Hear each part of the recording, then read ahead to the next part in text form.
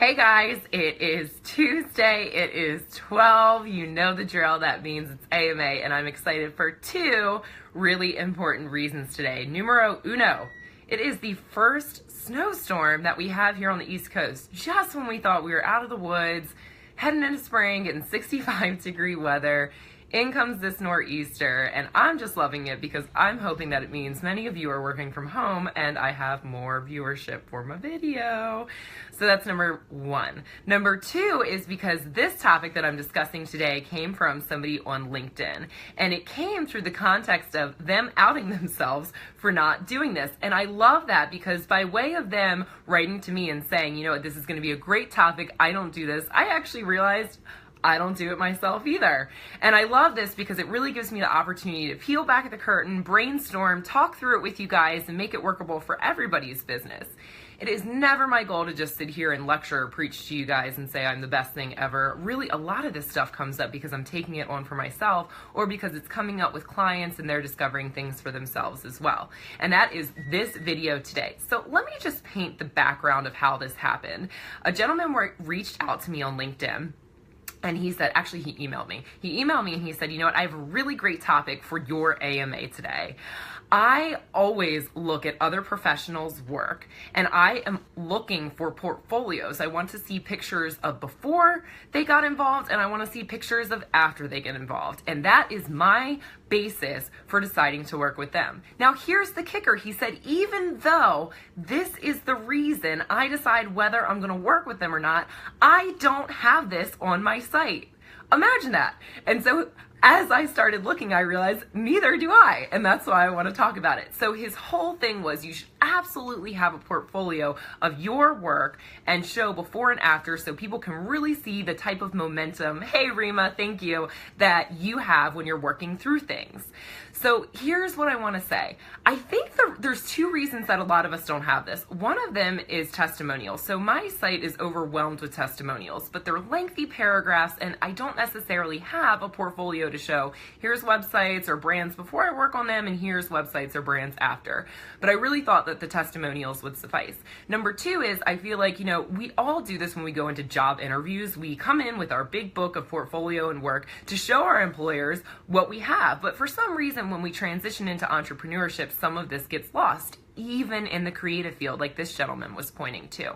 So those are two reasons I think we may not always think to have portfolios. Number one, maybe testimonials are sufficing for them. And number two, we're thinking, oh, okay, we have a business, we're not really proving ourselves to an employer, maybe we don't need to, or it's just not on the forefront of our brain, right?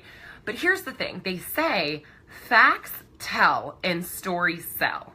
However, I think there's one crucial element that's missing from that, which is most of us are visual learners. So even if you have stories and they're selling and things are great, you have to remember that most of us just don't read online anymore. It's the truth. We're reading through headlines. We're very quick with it. We're not spending any kind of time reading through lengthy testimonials, which is a shame because you need details to really show how people's worlds have shifted before they started working with you and after.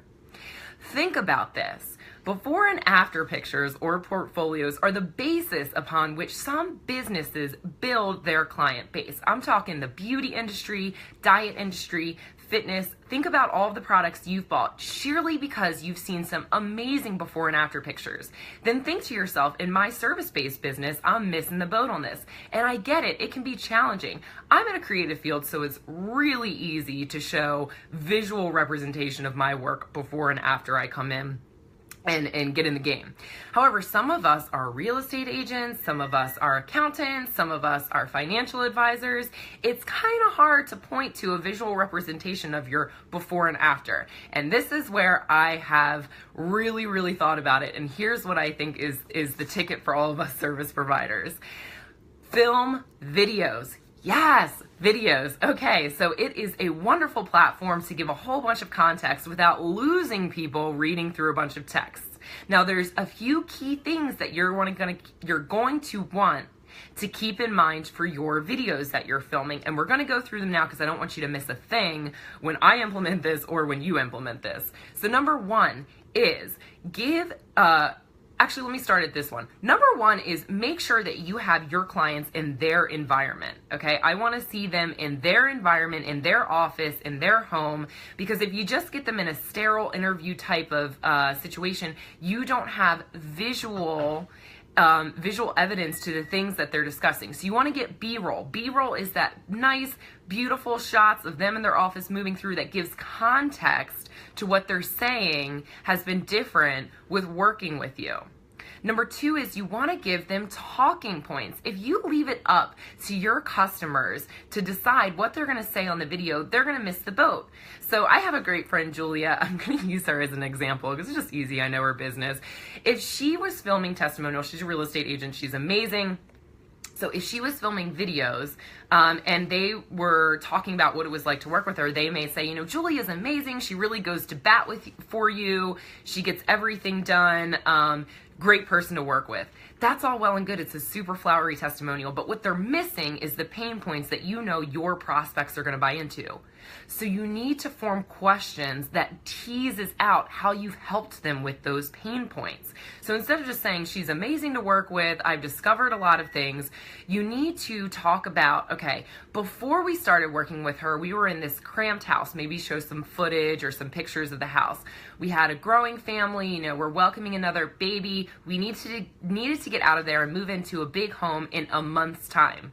So you're talking and giving them points to speak to that show your prospects you know how to relate to and handle certain situations they have going on. Then after, you know, she really helped us. She found a home for us within a couple of weeks. Before the little one came along, we were all settled. We were good to go. They were amazing. They made sure that, you know, we were really taken care of and they understood why we needed to move. And again, this goes back up to point number one, make sure that you're showing video footage of all of that. How their house looked before, how their house looked after. Show them a little stressed out before, and now they're looking free and at ease after. You really want to bring this to life in your testimonial videos. And the third part of this is, like anything, get this into a system. So many times we forget to capture testimonials or before and afters because we finish an engagement, it went well, and it just slips our mind. So then we either have to spend time chasing a client down, or the engagement was a long time ago, so the excitement isn't fresh and new. When you've finished an engagement and everybody's happy and they're doing well, that is the perfect time to go ahead and schedule your video testimonial right then. Make it a part of your systems, because the fact of the matter is, if it's not a part of a system, 90% of time we get caught up in the other facets of our business and it never gets done. So let's review those one more time. If you're in a service-based business, the best way to get before and after photos or have a really strong portfolio to work is getting your testimonials in video format and get them off of text format. To make videos super powerful, number one, you want to have great visual content. Show them in their environment, show them before, show them after, really speak to that. If you're an accountant, show them in a crowded office, kind of stressed out, trying to figure out QuickBooks before you work with them, and then show them in a nice, beautiful, spacious office, their business is expanding, they're happy. It's giving that visual evidence to how you help them. Number two, make sure you ask clients leading questions. I'm not saying this to manipulate your viewers. I'm saying this to really make sure you're teasing out the relatable points that prospects are going to want to hear and relate to when they work with you. And number three, if it's not in a system, you're not going to get it done. So make sure that you have it scheduled out and you have a reliable way to document these things. Also, don't skimp on getting these videos formatted, guys. These are evergreen content that you can have on your website, on social media. Imagine how powerful it would be if you got to a website and it was just 50 videos that were really powerful talking about how amazing it was working with you. You probably wouldn't even have to come up with a lot of text on your website. Just that gallery of people being so happy with your work and showing the before and after is going to sell you. So don't skimp on paying for these videos. Make sure that you're spending a good amount of money because they are the visual representation of the work that you're doing. So thank you so much. That is my quick answer to a lot of people don't have portfolios. I thank the person who brought this to my attention so much because it is amazing. And here's what I'll say. Definitely write in email me if you have questions. Like I said, the whole reason I started Ask Me Anything is to really get a brainstorming format out. I love that this guy came and said, you know what, I realized that I judge people on this and I don't even have it for myself. I thought it was so brilliant. So any of your marketing questions, any marketing ideas that you have that you want to share, go ahead, email them to me. Let's figure it out together on AMA. You can get a lot of stuff accomplished if we talk through it on here, and guess what? You don't have to pay for a consultation. Probably not the thing I want to be saying, but really, like, come to me, ask me any questions that you have. Let's get it on AMA, figure it out together, and make it work for your business. Until then, for my friends on the Northeast Mid-Atlantic, stay safe in the snow. I will see you guys next week, and have a great Tuesday. Bye.